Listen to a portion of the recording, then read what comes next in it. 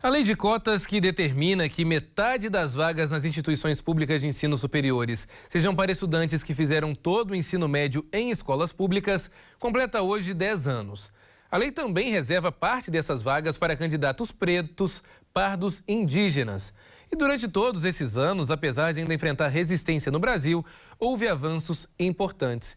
Eu quero chamar aqui agora o Vinícius Serra para falar sobre esse assunto, Vinícius, porque o que chama atenção nessa lei é a resistência. Muitas pessoas acreditam que é um absurdo pessoas pretas terem, por exemplo, parte dessas vagas, mas eu sempre questiono a seguinte questão também, Vinícius. Quantos médicos negros já te atenderam? Quantos dentistas negros você conheceu?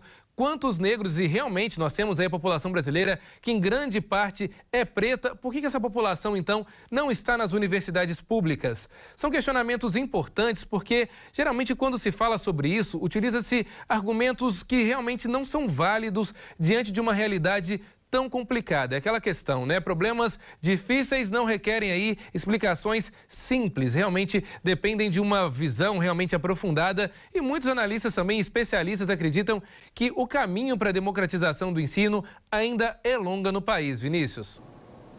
Exatamente, Elias. Outra questão que pode ser feita ao público, para quem faz uma faculdade ou fez, por exemplo, é reparar quantos alunos negros dividiam essa sala junto com esta pessoa. Realmente é uma questão que sempre levanta muita questão, levanta muita, às vezes, não dúvida, mas sim, às vezes tentar atacar essa lei por não entender de fato o que ela representa.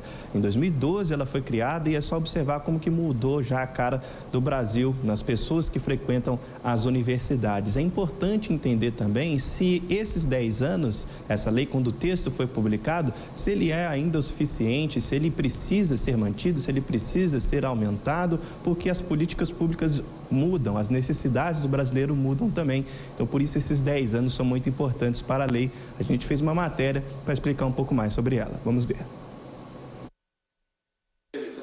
Vinícius carrega com orgulho o diploma de bacharel em psicologia. Ele se formou na UFMG, uma das mais conceituadas do país. O ingresso se deu através da lei de cotas. Ano passado, ele defendeu um projeto na pós-graduação e ingressou no mestrado, também através desse direito, garantido por lei. Ciente de seu valor e identidade, Vinícius quer mais negros no ensino superior. Melhorar a distribuição de bolsas, ampliar a distribuição de bolsas, um monitoramento melhor, assim, desses entraves, assim, né? De onde que tem possibilitando o acesso das pessoas negras nesses espaços.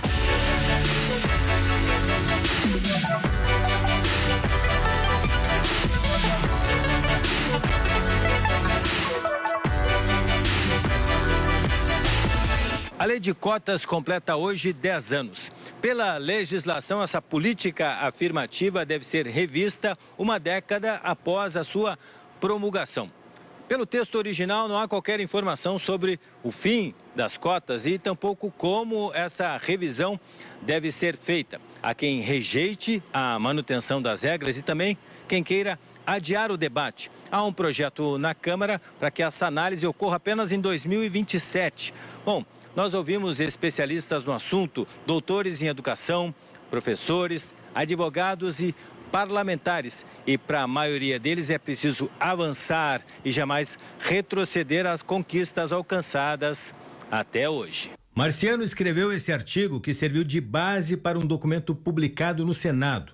O professor defende o aperfeiçoamento das comissões de avaliação de candidatos às cotas para evitar fraudes. Na UFMG, em 2019 e 2018, das pessoas que se declararam negras, elas foram convocadas para essa comissão de heteroidentificação. E um percentual superior a 30% nem mesmo compareceu às comissões de heteroidentificação. Ou seja, a pessoa se autodeclara negra, tentando pegar uma carona nas cotas, mas quando ela é chamada a comparecer às comissões de heteroidentificação, ela não vai.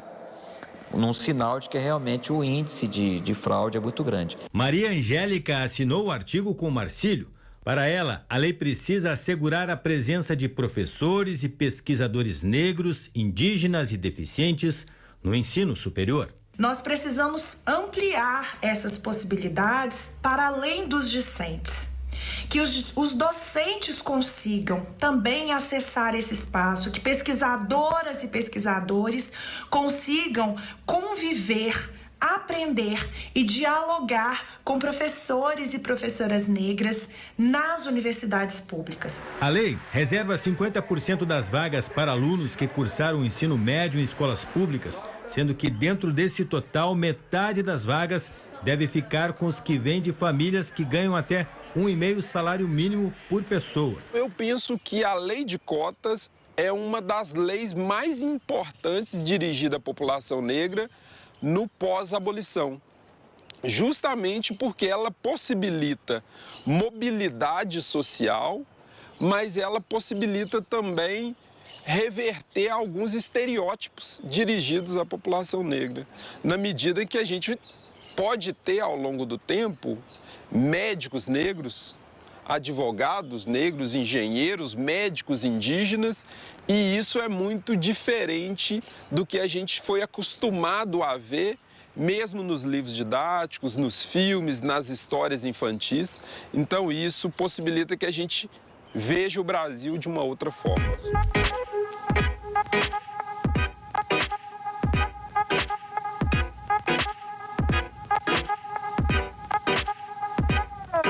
O senador Paulo Paim é autor do projeto de lei 4656 de 2020, que assegura a continuidade das cotas e sua aplicação às instituições particulares de ensino. O que liberta todos nós é a educação. Quanto mais tivermos acesso à educação, mais teremos liberdade, mais teremos emprego de qualidade e mais poderemos mostrar ao mundo que o Brasil, enfim, queremos que ele deixe de ser, um dos países considerados mais preconceituados do mundo. Quando a gente olha para frente, o que a gente pode avançar é reconhecer que outros espaços da vida precisam ter intervenções afirmativas. A pós-graduação, ela precisa ser mais afirmativa, mais diversa. A docência universitária precisa ser mais diversa. Os nossos representantes eleitorais precisam ser mais diversos. Então, eu acho que a lei de cotas, ou seja, a garantia de um percentual mínimo nas universidades, ela abre um espaço para a gente discutir que outros espaços da sociedade brasileira precisam ser democratizados. Muitas questões ainda a serem discutidas, sobre esse assunto. Essa matéria foi produzida pela nossa parceira aqui da TV Diversa, a Rede Minas de Belo Horizonte, pelo Renato Franco e também pelo Rodrigo Ribeiro. Elias. Pois é, Vinícius, e de fato é uma questão muito importante. E olha, eu inclusive tenho geralmente algumas conversas sobre isso com pessoas que são até mesmo contrárias às leis de cotas, e eu sempre afirmo que quando a pessoa que, por exemplo, é contrária a uma lei como essa, tão importante, pela reportagem vimos aí, cresceu 400%. Atenção, hein? 400% o número de pessoas pretas em universidades.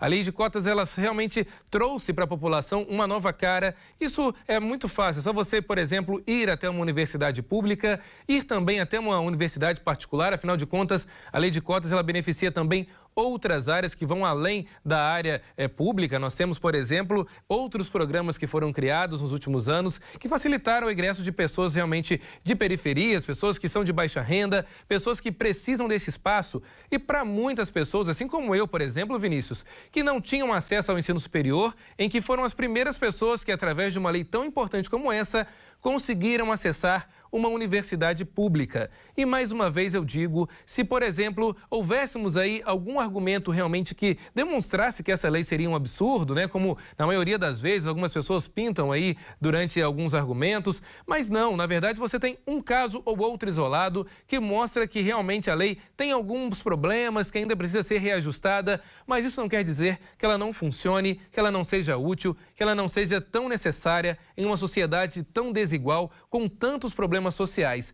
Basta você entrar, por exemplo, em uma universidade e ainda contar ali, quantas pessoas realmente são pretas, estudam numa universidade pública, fazem uma faculdade. E você vai se surpreender, afinal de contas, é raríssimo, nós temos exceções, quando a maioria das pessoas que estão frequentando a sala de aula se encaixam nesse público.